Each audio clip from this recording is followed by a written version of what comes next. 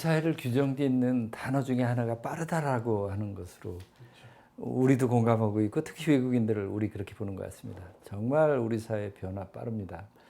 제가 어렸을 때 기억만 하더라도 우리 벌써 한 세대 사이에 우리 사회 바뀐 것 정말 많이 바뀌었습니다. 우리 도시도 역시 아주 빠른 변화를 겪고 있는 것 같습니다.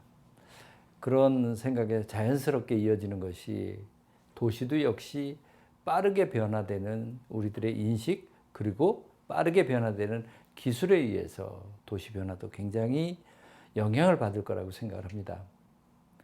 우리 AI라고 하는 것이 이제 자연스럽게 받아들여지고 있습니다. 아마 머지않아 자율주행차도 다니게 될 겁니다. 언제부턴가 스마트 도시라고 하는 말도 굉장히 자연스럽게 받아들여지고 있습니다.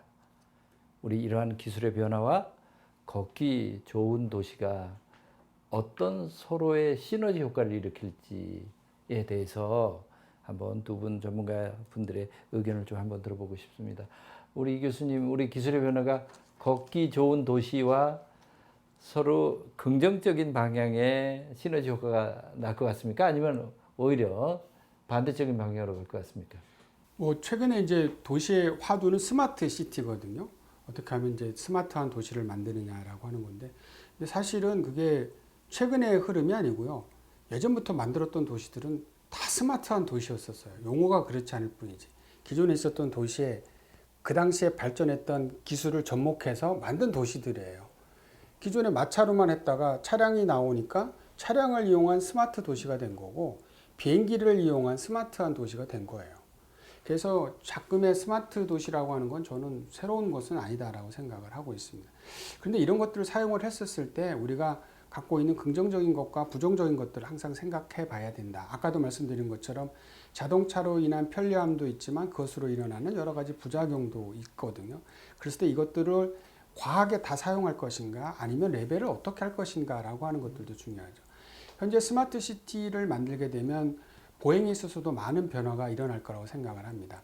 예를 들면 자율주행차가 만들어지면 현재 우리가 도시에서 갖고 있는 신도시 만들 때 도로율이라고 하는 게 있거든요. 그 도로율이 지금과 똑같을까요? 저는 아니라고 생각합니다. 도로율이 확실히 떨어질 겁니다. 왜? 차량이 자율적으로 가기 때문에 우리는 운전을 사람이 할 때는 안전거리를 유지하기 위해서 그 차선도 많이 필요하고 앞뒤 간격도 필요한데 자율주행이 되면 바짝바짝 붙어서 가거든요. 물론 이제 이게 시스템이 고장나면 사고가 날 가능성도 많아요. 그러면 도로율이 많아요. 그럼 그 남은 도로 뭐 할래요? 어디에 쓸까요? 사람을 살아가는데 필요로 하는 공원이나 걷는 도로나 이런 걸로 사용할 수 있을 거라고 생각해요. 또는 공공시설들을 위해서 그 공간들을 활용할 수 있을 것이다 라는 생각이 들고요. 또 하나는 이런 것들로 인해서 주차장이 필요 없을 거라고 생각을 해요. 왜냐하면 도시 바깥에 주차장이 있어서 거기에 차량을 해놓고 내가 필요할 때 연락하면 차가 쭉 우리 집 앞까지 오는 거예요. 그러니까 아파트 단지에 주차장이 필요 없을 수도 있다. 단 내가 좋은 차를 갖고 있어서 나는 주차장이 필요해. 그런 사람들을 위해서는 일부 주차장이 필요하지만 그렇게 되면 뭐예요? 공동주택의 가격도 떨어져요. 왜냐하면 그 한 면 또는 두 면의 주차장 가격이 다 분양 가격에 얹혀지거든요.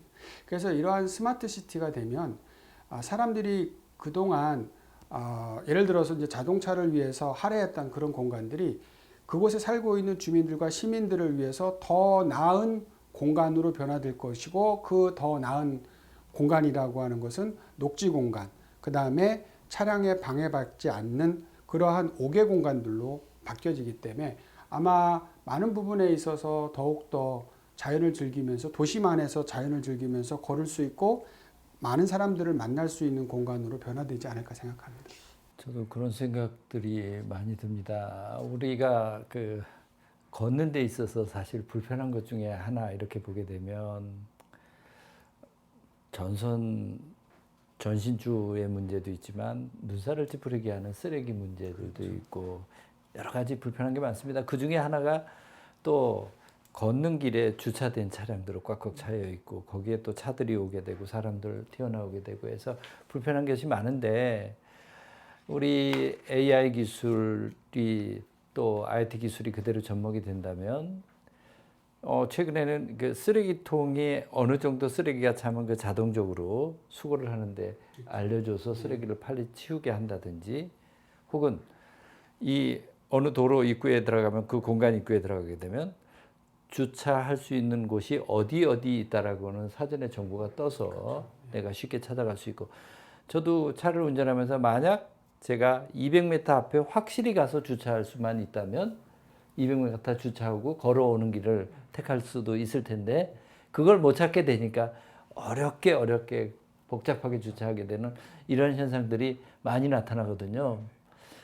우리 강 대표님은 특히 그 도로에 있어서의 불편함 이런 부분들에서 남다른 관심 많이 갖고 계실 텐데, 기술의 변화가 우리 도로 통행에 있어서의 불편함을 해소시킬 수 있는 그런 부분들을 한번 좀 우리가 이렇게 굉장히 좋아지겠구나라고 하는 희망 좀 갖게끔 한 말씀 좀 해주셨으면 좋겠습니다. 일단 그 장애인이나 아니면 그 보행 약자분들이 좀 기대하고 있는 부분이 있어요. 뭐냐면 사실 지금 운전을 하고 싶어도 못 하시는 분들도 계시거든요. 그러니까 내가 휠체어를 탔는데 운전을 하기에는 또 손을 이렇게 쓰기는 힘든 분들, 이런 분들은 사실은 이제 AI가 적용된 차량이 나오면 그 차를 이용해서 사실은 아주 편하게 이제 이동을 하실 수 있게 되기 때문에 내가 원하는 이 활동 반경이 확 넓어지게 되는 거죠. 그렇게 했을 때 사실은 만족도나 이런 것들이 이제 훨씬, 삶의 만족도가 이제 훨씬 이렇게 늘어나게 되는 거고, 또 이제 비단 그것뿐만 아니라 요즘에 이제 스마트 시티에서 연구하고 있는 부분 중에 하나가 도시 내에서 그 장애인들의 이동성 정보를 수집을 해서 가장 적합한 길을 정보를 제공하는 부분들에 대해서도 요즘에 좀 연구가 시작되었거든요. 그래서 제가 만약에 이제 집에서 나와서 어딘가를 갈 때 사실 도시의 환경이 다 뭐 개선이 되면 그럴 필요가 없겠지만, 아직까지는 부분 사실 함정들이 뭐 이렇게 갈 수 없는 곳들이 있기 때문에 제일 최적화된 길이나 경로를 알려주면 그 길을 따라서 편하게 가면 되거든요.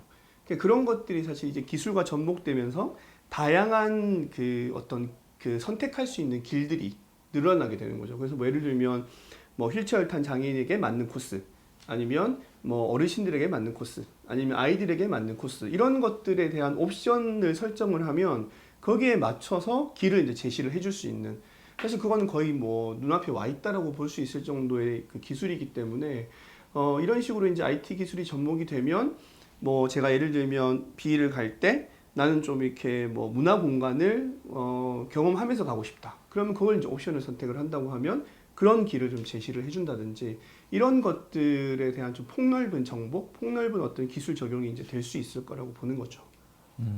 감사합니다. 아까 우리 이재성 교수님이 발표를 할 때 아주 제가 반갑게 본 게 있었습니다. 제가 매주 토요일 의정부 곳곳을 이렇게 걸어 다니면서 보게 되는데, 저도 얼마 전에 녹양동에 있는 우정마을의 개발 계획을 세우고 있는 곳을 둘러봤습니다. 이것도 굉장히 크게 바뀌겠구나 이렇게 생각을 했었는데, 그곳에 걷기 좋은 그런 길을 우선적으로 통로를 생각을 하고 계획을 하고 계신다라고 하는 얘기를 듣고 아주 반가웠습니다. 녹양동 우정마을이 있는 곳은 실제 그 자연으로 잘 이렇게 연결되어진 그렇죠. 곳입니다. 숲이 연결되어 있고 그런 곳이어서 잘만 만든다면 또 하나의 의정부의 아주 좋은 걷기 좋은 공간, 여가를 보내기 좋은 공간이 될 수 있겠다. 꼭 그 우정마을에 사는 분뿐만이 아니고 다른 지역에서도 그 지역에 여가를 보내러 갈 수도 있겠다 싶은 그런 생각이 들거든요. 우리 의정부 시민들에게 우정마을의 비전 아니면 좀 희망을 갖도록 좀 생생하게 네. 좀 묘사를 해주셨으면 좋겠습니다. 뭐 말씀하신 것처럼 기회가 있어서 의정부 우정지구에 대한 마스터 플랜을 그릴 수 있는 기회가 있었는데, 그때 제가 가졌던 생각은 좌우로 산이 너무나 좋다. 그 다음에 중랑천이 있는 지역에 이게 세 군데가 이렇게 떨어져 있어요. 그러면서 뭐냐면 밑에는 기성시가지들이 되어 있어서 첫 번째 가졌던 생각이 이 우정지구를 계획을 하면서 설계를 하면서 이 자연인 산과 물을 갖다가 서로 연결시켜줘야 되겠다. 그래서 이음이라고 하는 생각을 했고요. 또 하나는 이제 기성시가지가 있는데, 이것도 이제 아까 말씀하신 것처럼 녹양지구가 있지만 이것도 한 15년 정도 돼서 오래됐거든요. 거기에 필요로 하는 그 그 커뮤니티 시설들이 있는데 그거를 확보를 못하고 있기 때문에 이런 새로운 도시를 만들면서 기성시가지에 있는 주민들도 이용할 수 있는 생활 SOC를 이 새로운 도시에다 좀 만들어줘야 되겠다. 그래서 그런 필요한 것들을 거기다 채워줘야 되겠다라는 생각을 가지고 있고요. 이제 그렇게 하다 보면 또 하나는 이제 기성시가지가 신도시하고 서로 맞물리고 그 다음에 여기에 이제 젊은 사람들을 위한 일자리를 그 녹양역 옆에다가 거기 이제 준주거 지역이 있습니다. 좀 만들어져 가지고 이러한 각 세대들이 어울릴 수 있고 기성시가지하고 신시가지가 서로 맞물리면서 물론 이쪽에 경기도 제2 청사가 있는 쪽도 있습니다만 거의 그 지역이 의정부의 끝이거든요. 그래서 기성시가지와 남아있는 땅이 개발됨으로써 하나의 의정부시의 완결을 할 수 있다. 그래서 제가 이음과 채음과 완결이라고 하는 생각을 가지고 그 도시를 설계를 했고 그러면서 아까 말씀드린 것처럼 되도록이면 보행 중심이고 자연환경 중심이고 그다음에 그 안에 살고 있는 사람들이 세대별로 즐길 수 있도록 같이 공유하면서 살 수 있도록 하는 노력을 많이 했습니다만 이제 살아보셔야 되겠죠. 그래서 저도 나중에 어떤 평가가 일어날는지 상당히 좀 두렵긴 하지만 최선의 노력을 했었다라고 말씀을 좀 드리고 싶습니다. 살아보고 싶네요. 예. 제가 의정부 곳곳을 이렇게 걸어가면서 또 의정부 외에 다른 도시들을 걸어가면서 외국의 도시들하고 좀 비교를 해보게 됩니다. 저는 개인적으로 한 20여 년 전에 영국 버밍엄에서 2년 동안 공부를 했습니다. 그리고 또 한 10여 년 전에는 미국 콜라도 덴버에서 2년 정도 생활을 하면서 콜라도 대학교 경험을 해봤습니다. 버밍엄 대학이든지 덴버 대학이든 이렇게 가보면 어디까지가 대학의 경계인지도 모르고 그냥 도심 속에 캠퍼스가 있는 것입니다.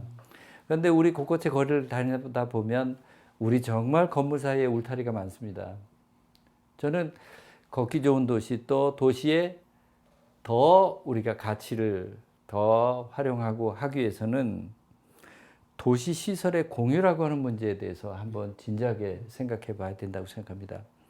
요즘은 우리 가로를 잘 정비하고 골목길을 잘 정비한 데 보면 개인의 집 울타리도 모두 허물고 같이 공유를 하는 시대입니다. 그런데 우리 공공시설에 있어서도 아직 울타리가 굉장히 많습니다.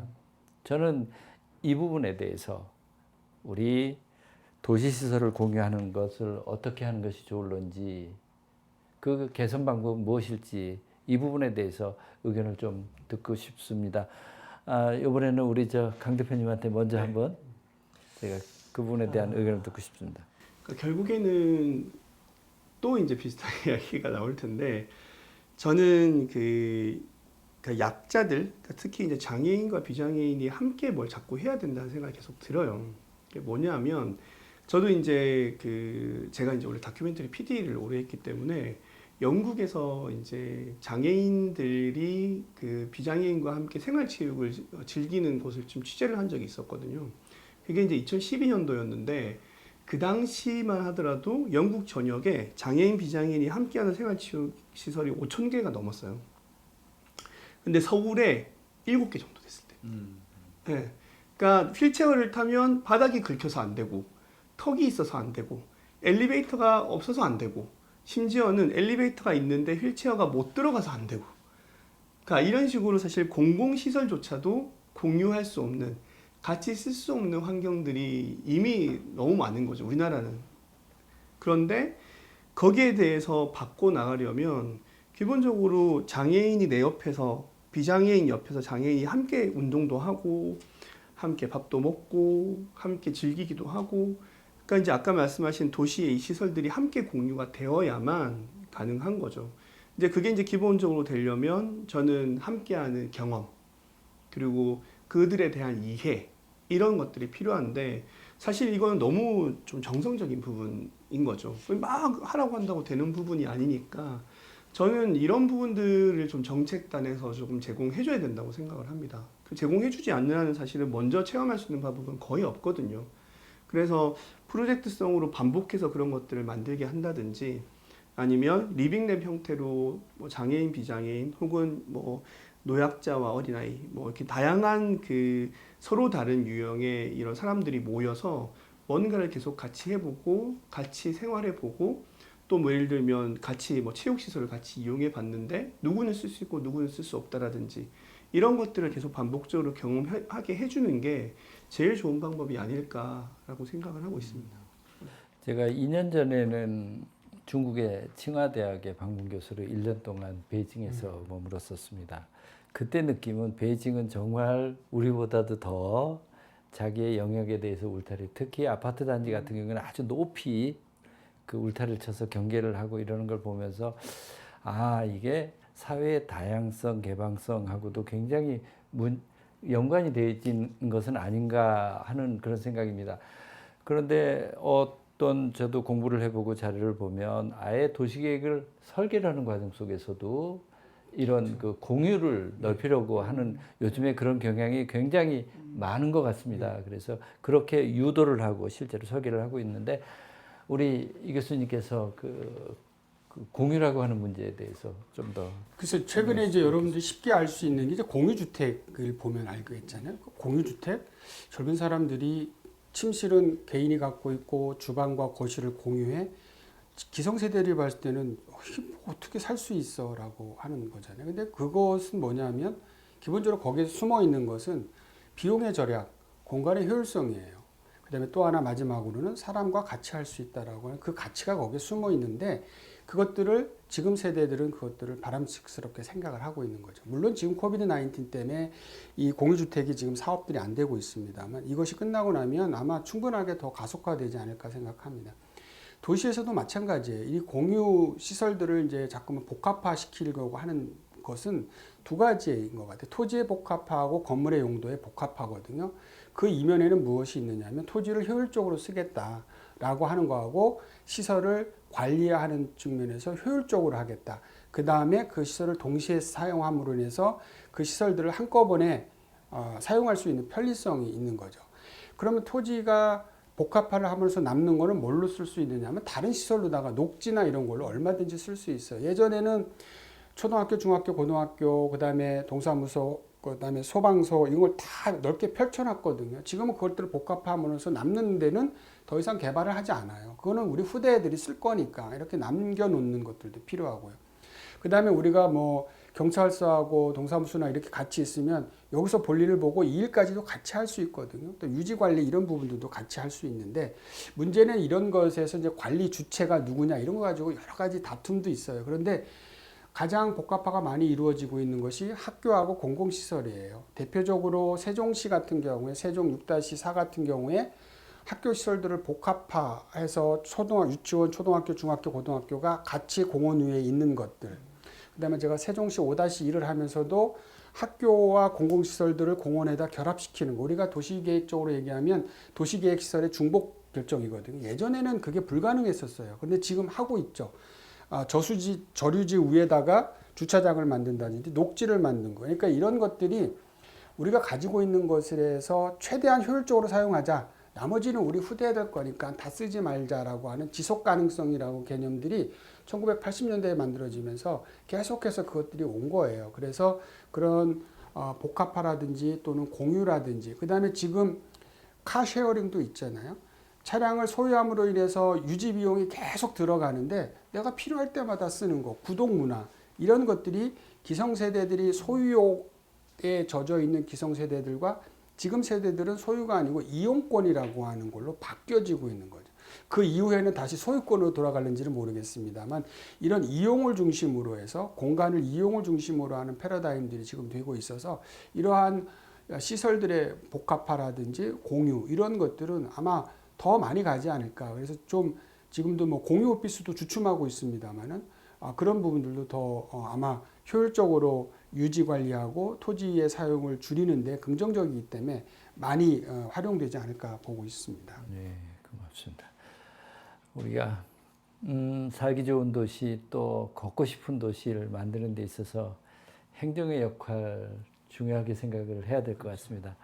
저도 행정에 오랫동안 몸을 닦고 있어서 그런데 역할은 중요한데 행정과 같이 일하는 분들의 이야기를 들어보면 좀 행정이 바뀌어야 된다라는 얘기 정말 많이 듣습니다. 우리 저 행정이 어떤 역할을 어떻게 했으면 좋겠다, 혹은 어떻게 바뀌었으면 좋겠다. 두 분 아마 행정하고 같이 일을 많이 해봤을 테니까 그 질문을 한번 드려보고 싶습니다. 좀 따끔한 얘기도 괜찮습니다. 우리 저 강 대표님 먼저 얘기해 보실래요? 제가 먼저 할까요? 그러니까 그 부분이 좀 필요할 거예요. 자각이 좀 필요한 부분이 뭐냐면, 그러니까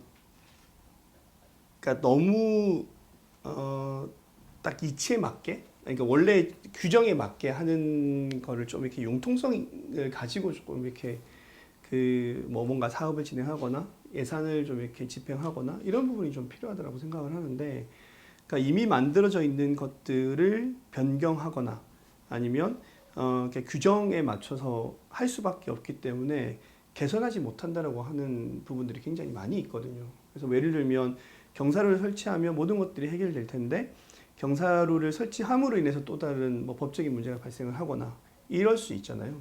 그래서 그런 것들을 이제 못하게 한다거나 이런 부분들이 있는데, 사실 그런 것들은 행정에 있어서도 나서서 그런 것들을 어떻게 개선할 수 있을지에 대해서 같이 고민하는 게 좀 필요하지 않을까라고 생각을 하고 있고요.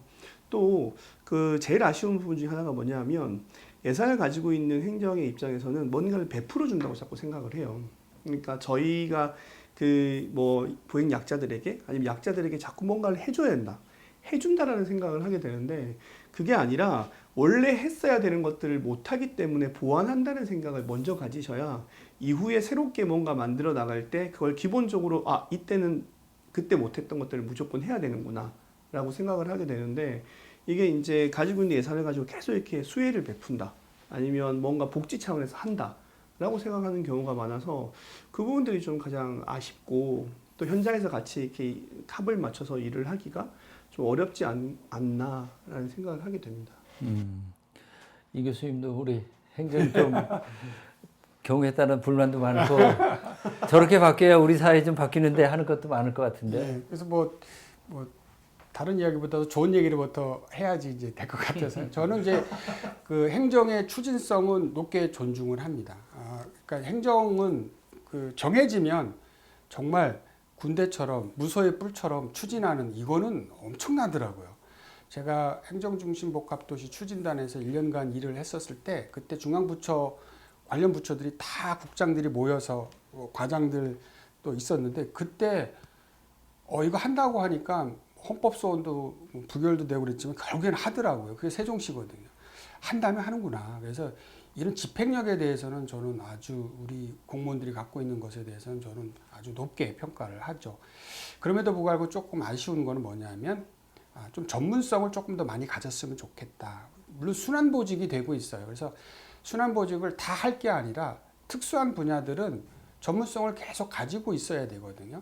그래서 그러한 곳에 있어서는 좀 순환보직을 좀 지향하면서 그 사람들에게 좀 이렇게 승진이나 이런 것에 있어서 조금 배려를 해줄 수 있는 그런 부분들이 조금 있어서 전문성을 조금 더 키워서 민간과 부딪혔을 때 오히려 우리가 선진국이라고 하는 곳에서는 민간이 그 행정 공무원들의 이야기를 들어가면서 하거든요. 왜냐하면 워낙 전문성을 갖고 있기 때문에 민간이 갖고 있는 것보다 훨씬 더 노련하거든요. 또 많은 것들의 인허가를 하기 때문에 풍부한 경험을 갖고 있어요. 이것들을 우리는 자꾸만 순환보직을 하다 보니까 자꾸만 잊어버려요. 그래서 그런 부분에서 전문성 있는 곳은 좀 전문성으로 크게 키워줬으면 좋겠다라고 하는 거하고, 두 번째로는 폐쇄성을 버려버리고 좀 개방적으로 좀 했으면 좋겠다라고 하는 거죠. 각각이 갖고 있는 법들이 있어요. 그 법을 과나 국에서 가지고서 요거 아니면 요거만 계속 지키려고 생각을 하는데, 앞으로의 일들은 우리가 민간에서도 그렇지만 자꾸만 통섭하고 융합하고 서로 대화 나누면서 무엇인가를 만들어 가거든요. 그래서 고착화되는 부분들에서 이제는 귀를 열면서 자꾸만 개방적인 지향 쪽으로 가는 그런 것들이 필요하지 않을까라는 생각이 들고요. 마지막으로는 계속해서 가는 이 관습.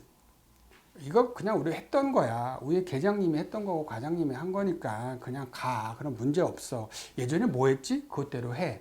그러니까 변하지 않으면 삶도 변하지 않고 재미도 없어요. 머리도 괜히 똑같이 하면 발전이 없거든요. 그래서 이러한 관습적이었던 것에서 조금 벗어나서 조금 뭔가 새로운 것을 해보자.